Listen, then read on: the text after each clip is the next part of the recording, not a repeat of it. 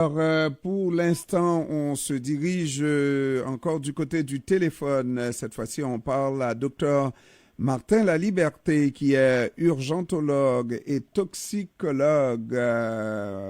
Docteur Martin Laliberté, comment ça va? Bonjour, M. Pierre, ça va très bien. Oui, ça va très bien. Je suis très heureux de savoir que ça va très bien pour vous, mais aujourd'hui, on est en train de parler d'une problématique qui devient extrêmement difficile à vivre. Surtout, ça fait beaucoup de tort aux jeunes dames dans des bars. On parle de drogue, du viol, qui devient littéralement un fléau dans nos bars.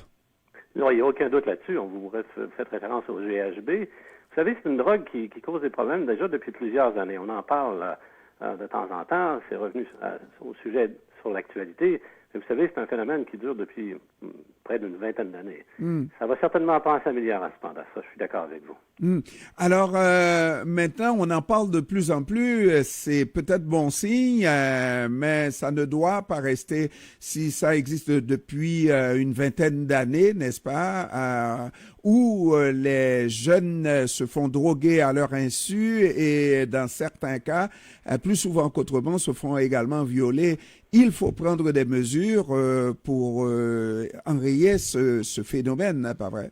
Oui, tout à fait. Je pense que déjà, dès le départ, en parler et sensibiliser la population à la problématique du GHB quand elle est utilisée comme drogue de viol, je pense que c'est un bon départ. Vous savez, au niveau, on peut voir le problème sous l'angle médical comme tel, mais je pense qu'il est temps actuellement, de toute évidence, d'essayer d'ouvrir un peu le dialogue et puis de réfléchir comme le GHB comme étant un problème de société.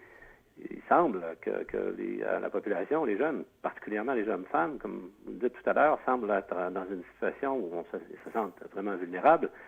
Et puis, avec raison, parce que, évidemment, c'est les conséquences d'une intoxication involontaire au GHB peuvent être assez dramatiques, évidemment, quand ça se suit par une infraction criminelle comme un viol, ça peut avoir des conséquences à court terme pour les victimes, mais également des conséquences à long terme au niveau psychologique, bien sûr.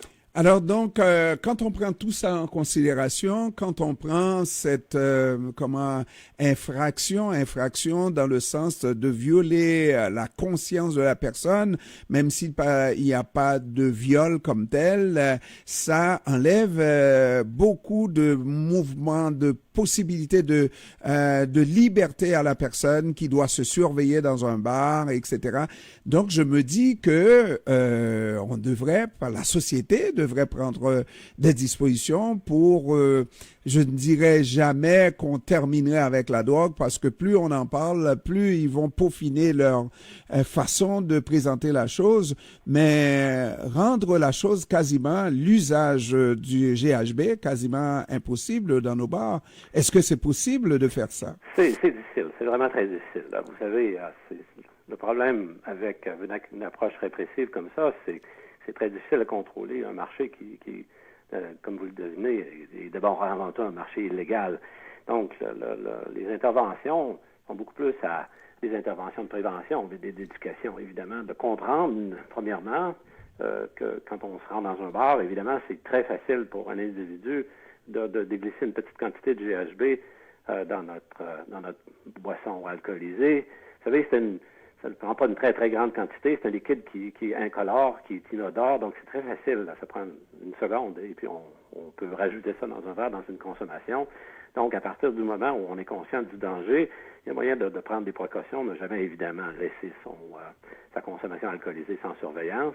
Et puis évidemment, de compter sur nos amis également pour se surveiller mutuellement. Et c'est sûr qu'au bout de la ligne, ces incidents-là vont probablement continuer à arriver. Je l'espère qu'ils vont arriver le moins souvent possible.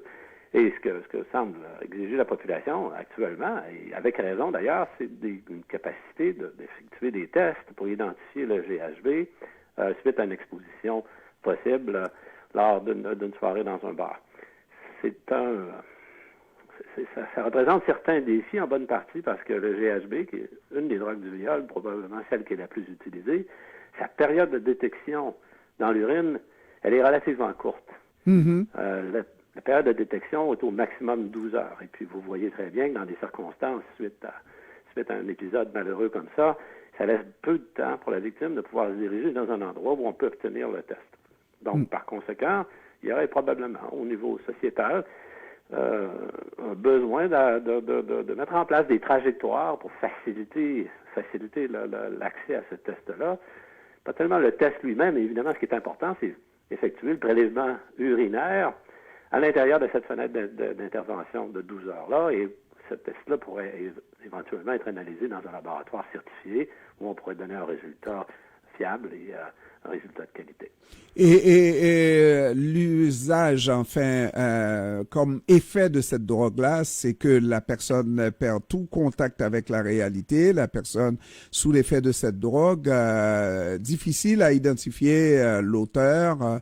Donc, c'est quelque chose qui devient de plus en plus contraignant. J'ai vu des jeunes filles annoncer leur misère et encore une fois, je répète, on semble s'habituer avec la drogue du viol parce que ça fait 20 ans qu'on en parle, mais quand l'une dit « il me semble que j'ai été drogué avec cette drogue du viol », l'autre répète « moi aussi », et on ne semble pas prendre la chose plus formellement que ça.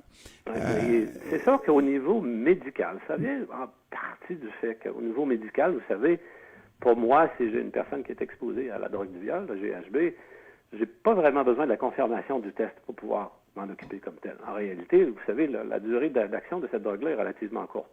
Son début est soudain, va amener un état de somnolence, d'euphorie, de somnolence, une diminution d'état de conscience qui va durer quelques heures, 2 ou 3 heures, maximum 4 heures.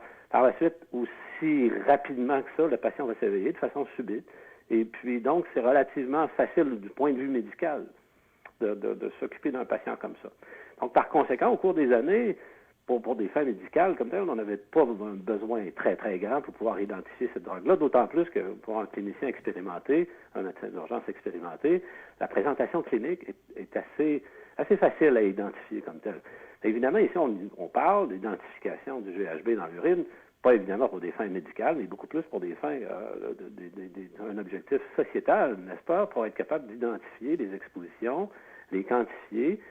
Évidemment, si on bénéficiait de plus de cas comme tel, on pourrait probablement colliger des données, puis essayer d'établir des statistiques, des tendances, et être capable de s'en servir pour faire l'éducation et faire la prévention. Donc, évidemment, il n'y a aucun doute que ces données-là seraient très utiles comme telles également, sans mentionner, évidemment, être capable de donner une réponse claire et cohérente aux individus qui ont été exposés, parce qu'effectivement, ça peut être assez anxiogène comme tel de se poser la question, savoir est-ce que j'ai été exposé contre mon gré à une drogue comme le GHB.